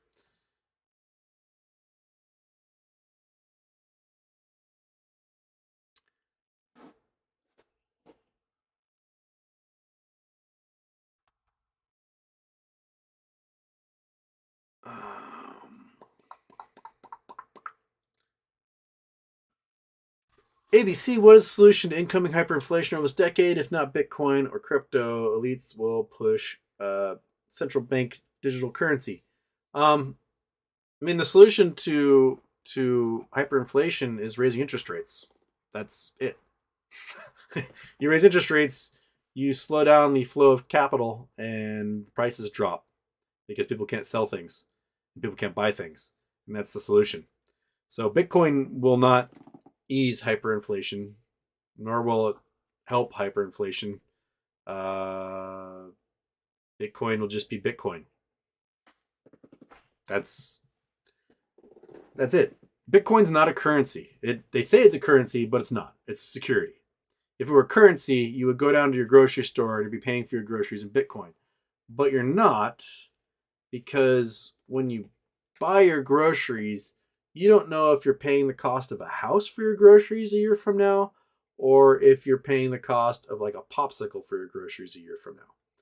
Because it is extremely volatile. I mean, we've hit 60,000 twice and like 20,000 and sub 20,000 twice in the last year. And that's a lot of swing for your coin to be doing. The only places that have currency swings like that right now are like Lebanon, Turkey, and Argentina. And that's because all they're doing is just printing. They don't have a strong enough currency or powerful enough banks to back up their currency like the United States does. So, yeah, if the dollar were losing value, cryptocurrency would be worth a fortune right now. Right? If the dollar wasn't worth spit, it would take more dollars to buy crypto. But because the dollar is holding strong against all other currencies, and crypto isn't, crypto's losing value against the dollar in considerable amounts. 8 months ago, it took $60,000 to buy a Bitcoin. And now it takes $17,000 to buy a Bitcoin. That says the dollar is strong, very strong. The dollar is stronger than the euro. The dollar is stronger than the franc. The dollar is almost stronger than the pound. It's way stronger than the yen is now. I don't see Bitcoin as a hedge at all for hyperinflation.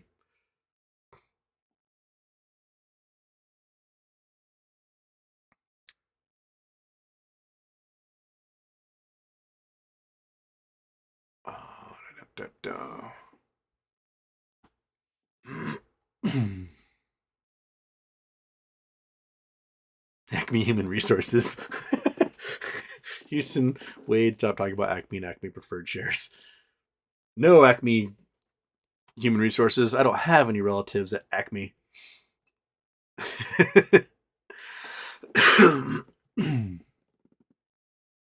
All right.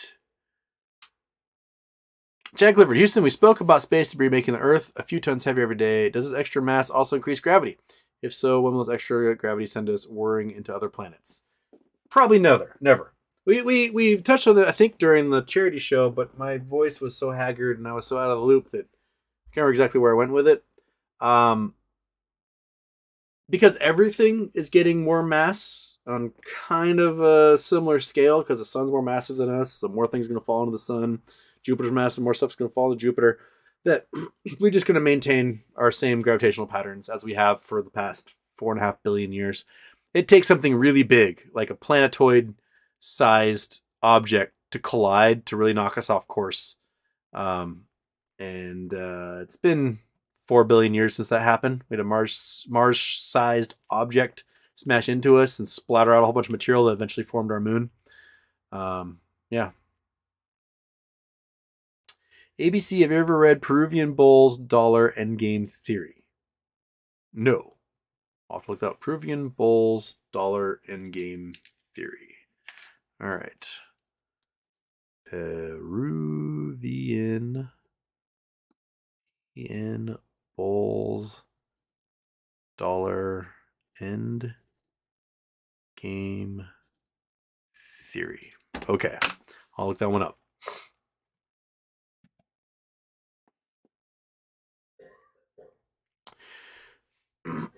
Oh man, I am so far behind. How did I get so far behind? I'm an hour and 17 minutes behind right now. Houston, question. Would DTCC really have the balls to help shorts figure out a way to not close Acme? I expect them to pass some BS clause saying hedgies can just pay divvy instead later on. I mean, they might. But I don't think this has to do with DTCC rules. I think it's actual federal laws that they can't have short positions on private stock. I'll have to look that up, but might not be up to DTCC on this one.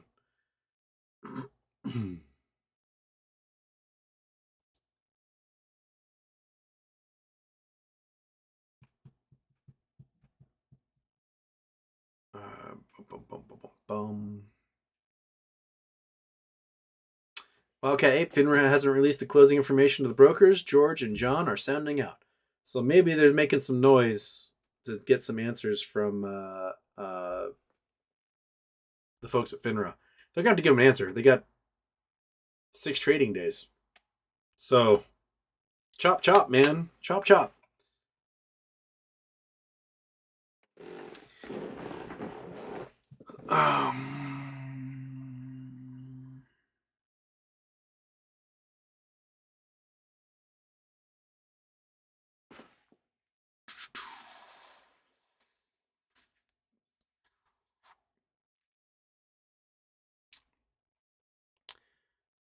Okay.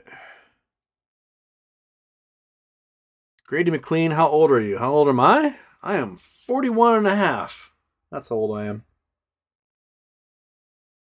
I look pretty good, though, for 41 and a half. I think so. Others I went to school with look much worse than I do, so I'll take it. Get a little bit of gray in the beard, a couple on the temples. Every once in a while, an old mine eyebrow hair will come out that I gotta deal with. But for the most part, I'm doing all right.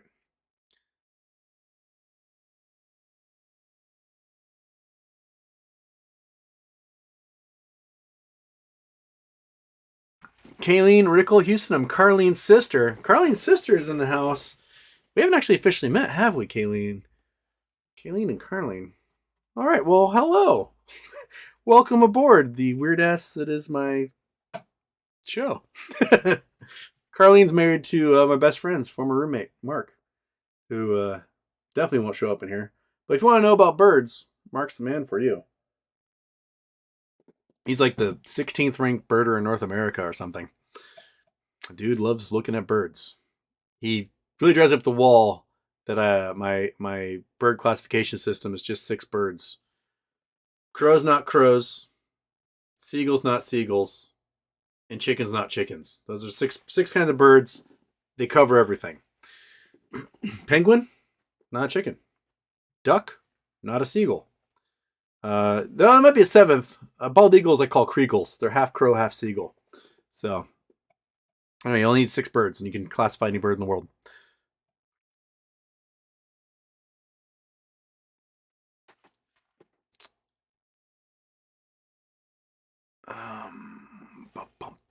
Okay, that's the same question I've had 5 times so far. So we can move on from here. This happens when I get like an hour and behind. So I see the same question pop up a million times until I answer it.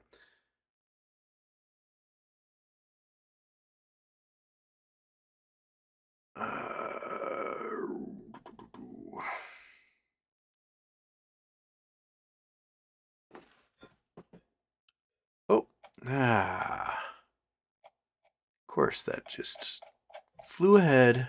I just lost where I was. I was at 308.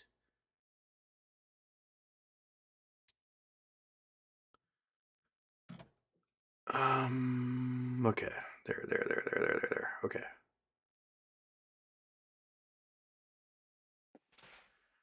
Jason Blackwell, hey Houston, I saw a horror movie about making pickles. It was jarring. That's what I tell. That's what you get. You get that burp. All right.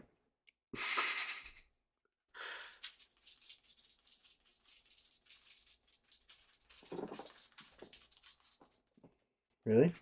Really, Monkey? You're gonna scratch the jingle jangle? Okay.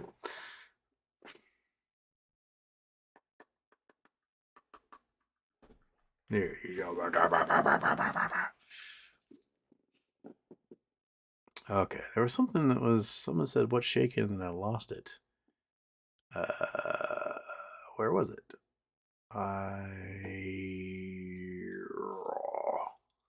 I can't find where it was. Someone said, what's shaking, and then I lost that whole chat. I was trying to read it, and it's gone now. Where'd you go? KYP, what's with the beard? This is Weird Mustache Day. It was yesterday, so I made myself a weird mustache. I was growing my beard all month, so I can do kooky stuff with it, which I do every December 1st. And this is the result. This is Weird Mustache Day.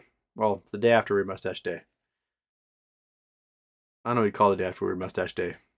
Weird Mustache Day 2?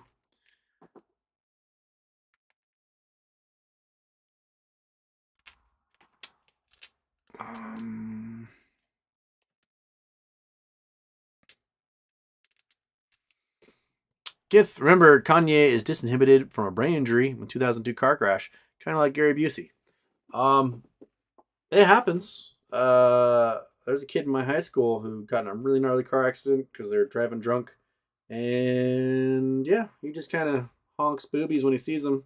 He's constantly getting arrested because his frontal lobe is not saying, hey man, maybe you shouldn't do that. So it goes off pure animal instinct. If that's the case. If you're disinhibited because you are frontal lobe damage, then perhaps the best thing for you to do is not be in the public spotlight. Just putting that out there. Like, yeah, well, it's a bummer, but probably shouldn't be out there. I also think a lot of Kanye's problem is that his mom managed him for so long and kept him in check and kind of kept him on the straight and narrow. And when she died, it really took a hit on his psyche, and he didn't have that guiding force anymore. And just kind of, whoops, how was that?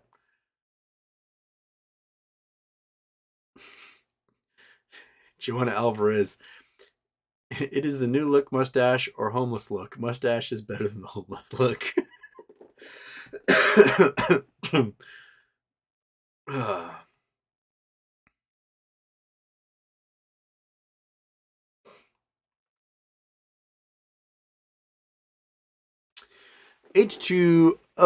you thinking? Houston, do you know if a diamond tester can tell the difference between lab created diamond and natural one? No. It appears diamond for both. The only way you can tell a difference between lab created and a natural diamond is that for some reason lab created diamonds do not fluoresce in X ray. So that's it. And no one knows why they don't fluoresce in X ray. And the minute someone figures out how to make a lab created diamond that does fluoresce in X ray, then the natural diamond market is screwed because you can put inclusions into uh, lab created diamonds, and people won't know. They won't know at all.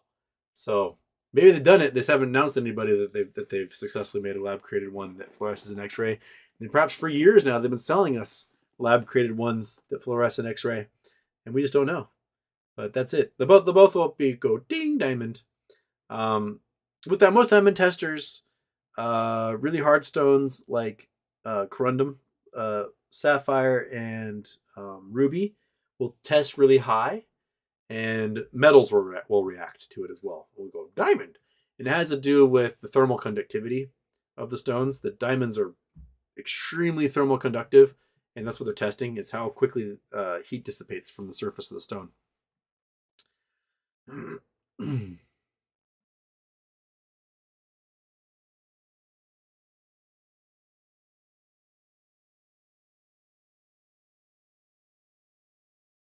ML, I recently bought CGRA at 5 cents. After I looked at the assets they own, you guys should check it out. They own mines, oil fields, and marijuana, CBD hemp stuff. I forgot. That seems quite diversified there.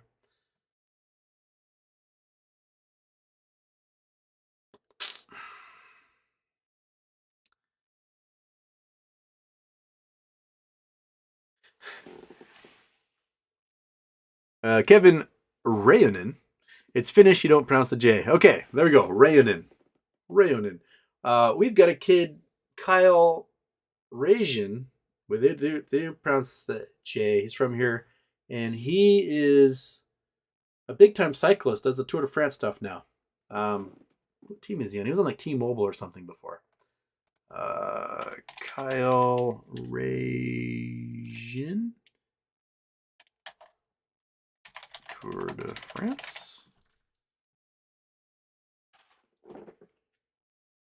Is it Rajan?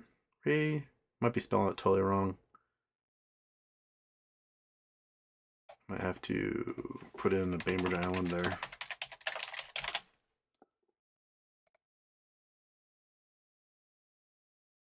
Rajanin, that's his name. Okay. So, American cyclist currently competes American gravel team Trek difference. Oh, he's on the Trek team now. Okay. So, let's see here. So, United Healthcare 13-15, Trek Sfago 2016. Now is on gravel Trek. Okay. Major results: Tour Hanan, Thailand, Rwanda. We got Tour Gila, US Pro, Cycling Challenge. I thought he did well. Tour de France. I thought he was on the Tour de France team. Did not contest. Huh. Someone said it. I read a whole article about how a Bainbridge kid went to the Tour de France. Oh well, I guess he didn't do a Tour de France. I'm totally wrong. But Rainin. Maybe we should pronounce his name Rainin.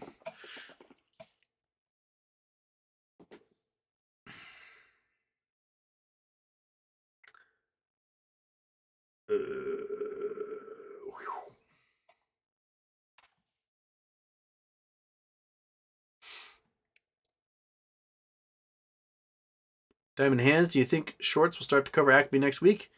I think brokers may force them to start closing those positions starting on the 8th, Thursday. That is the 8th, right? Look at my calendar. Yes, next Thursday is the 8th.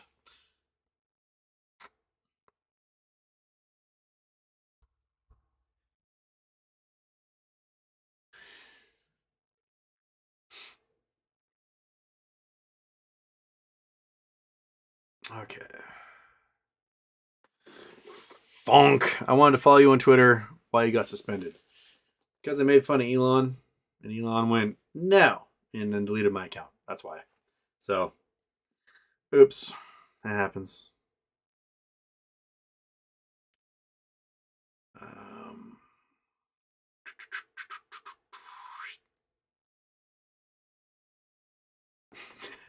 Ace Ventura.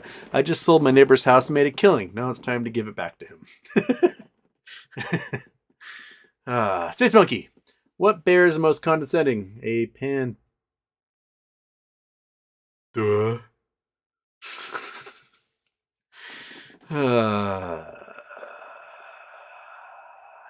guys. Give that panda 70 pounds of cocaine.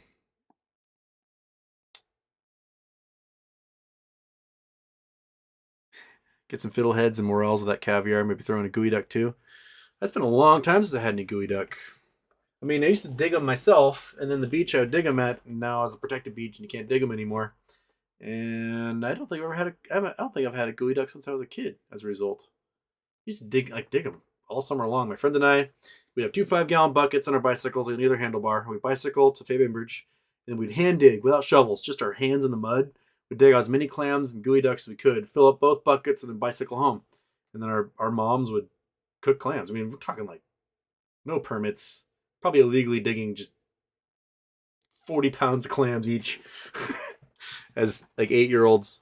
And my friend Evan, he was a very fair-skinned redhead, and he would just bake himself, and he'd be like purple blisters, have to go to the hospital, and he'd be stuck in like long sleeve and pants the rest of the summer because he would just like destroy his skin. Evan, if you happen to be watching, I love you, man, but it looks like a baseball mitt now.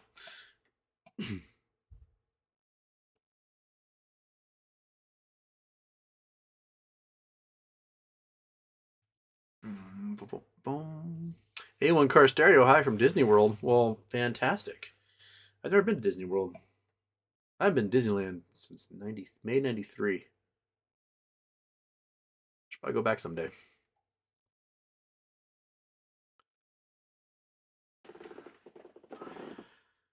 Snert alert, no, I don't have new Twitter yet.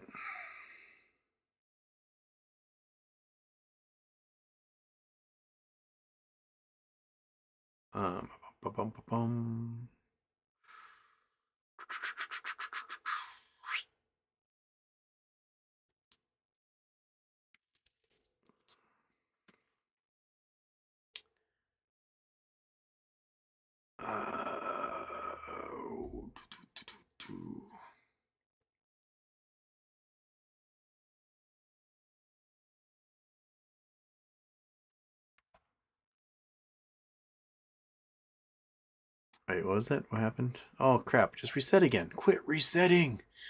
Anyway, MS. Thank you all for the great shows and nerd talk. Do you think FTX will help or hurt MOAS for AMC and GME or any? I mean, FTX is toast. And anyone who had assets in FTX is toast. So if there are hedge funds that had significant amount of their assets in FTX and they're now toast, then they won't be able to come up with the capital they need to meet margin requirements and might get liquidated.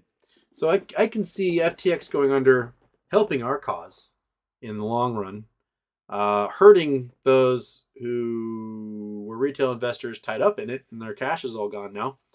There'll be lots of lawsuits, and you may collect like 10 cents on the dollar 10 years from now when everything shakes out. But right now, no, you're screwed. But there's a lot of big names who have lost a lot of cash. Susquehanna is one of them to it. And Susquehanna, we know, is a market maker that shorts like crazy. So I hear that cat again. Meow. Kitty, kitty. Oh, I hear coming. He's coming. I hear you. I hear your little feet. Oh, there you are. There you are, kitty cat. Yeah, buddy. Everyone wants to see you. Come on. Come on up. Come on. Come on up. Meow. Get up here. Come on. yeah. Oh, there it is. There, he's back. We got the tail periscope going here. Oh, here's our scratchy cat. Yes, and he's loving it. He loves hanging out now. He's like, oh, the shows are the best. I love it. Okay. Schloop has made it. He's made it. He's purring hard. He's purring hard. You want to purr for everybody in the microphone? Oh, yeah. Oh, yeah, there you go. Okay. Doink. Okay. Schloop is in the house. Right, kitty? Where were we? We were... I have no idea where I am. Oh, okay. There we go. There's Kevin Rayonen telling me it's finished. And then we scroll a bit further. The hot boys and girls are popping up.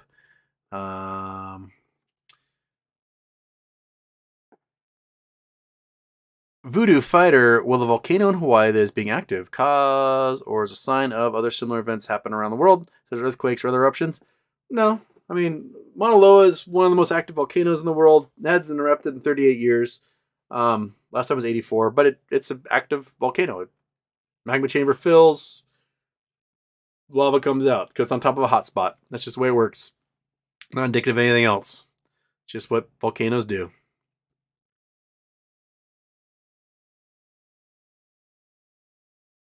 Ace Ventura, Houston, can you please explain life, the universe, and everything? Thanks.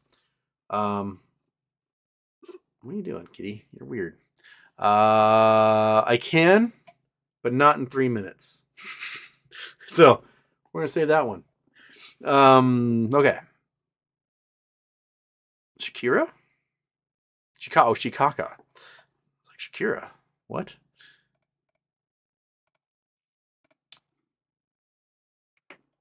Tuxedo shirt. I maybe I should get a tuxedo shirt. I don't have a tuxedo shirt. Everyone should have a tuxedo shirt.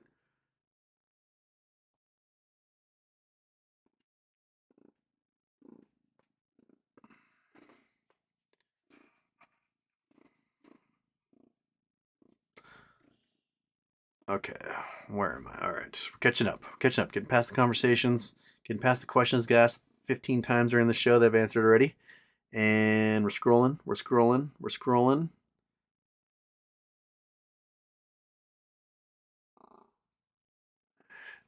Oh, Raven wants me to give Monkey Butt pig ears. We can give Monkey Butt pig ears. You want some pig ears, Monkey? Oh. That's on my lap, making it very hard to get a pig ear. Oh, you just... Oh, the Monkey Butt cam froze while I was picking up Chalupa Batman. So, in the corner is my shoulder and ear. But here you go, Monkey Butt. Is that what you want? Yeah? You got it? You got it? Okay. If you want a piece of that cat, you gotta get over and steal it from her. Stay.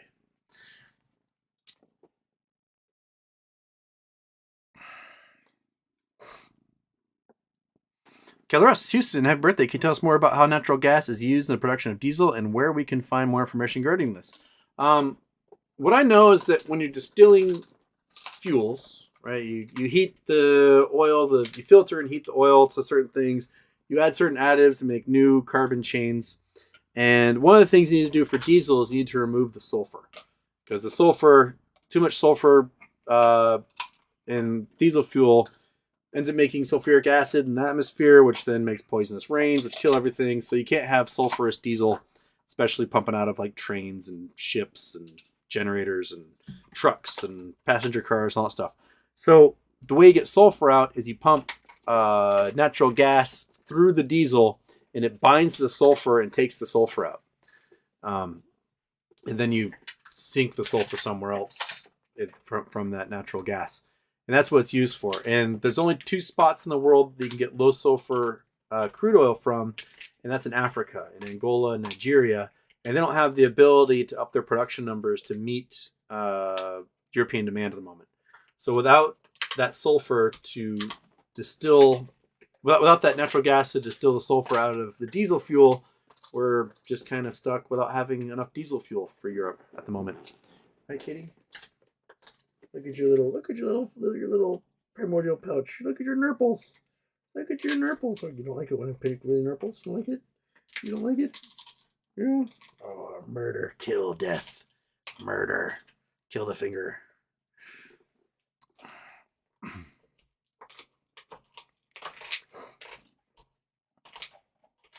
Okay.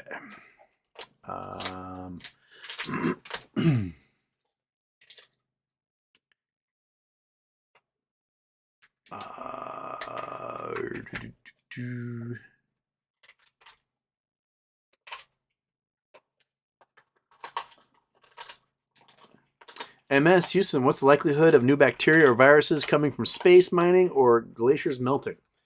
Space mining, not very high. Glaciers melting, probably not as high as permafrost melting. Permafrost is where you'll find all sorts of weird microbes, viruses that have been frozen for thousands of years and are now being released in the environment. We've already had examples of some of those coming out of permafrost in Canada and Siberia. But we're not too worried about things coming from outer space, like Andromeda Strain style. That was Andromeda Strain, right? The one that came from outer space, and I think that was that book / movie. Oh, just crunching away over there, buddy. It's delicious, isn't it? Make sure you clean up all those little goody bits.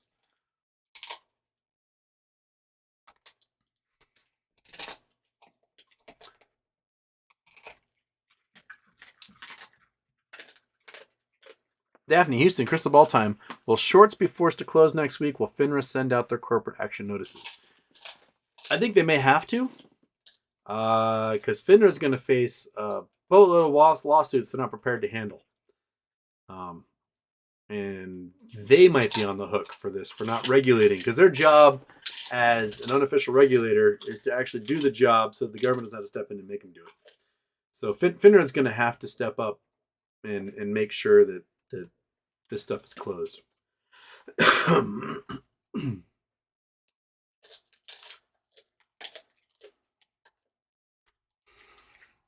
Start alert, Houston. Batman is a superhero that's for purr. You are a little superhero. You're a superhero with a little jiggly belly, huh? Little jiggly belly. Ow. I'm gonna keep scratching your jiggly belly. Yes, your nurples are so funny. Science me. Today I went to the pet store, asked for a dozen bees. The guy carefully placed 13 bees on the counter. I told him that was one too many. He said, "That's a freebie." Boo! All right, it's 4:33, kitty cat. We gotta get going on with our day. I'll see you folks on Monday.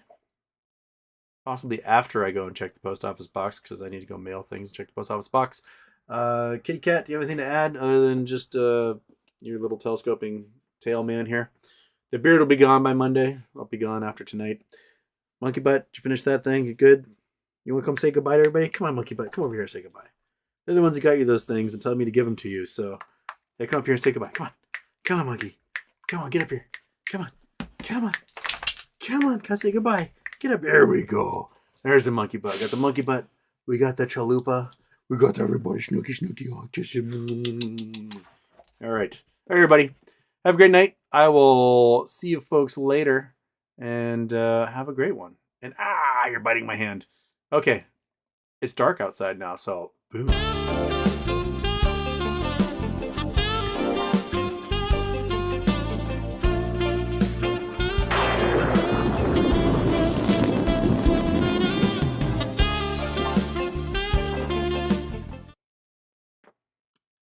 Just chill with the fat man.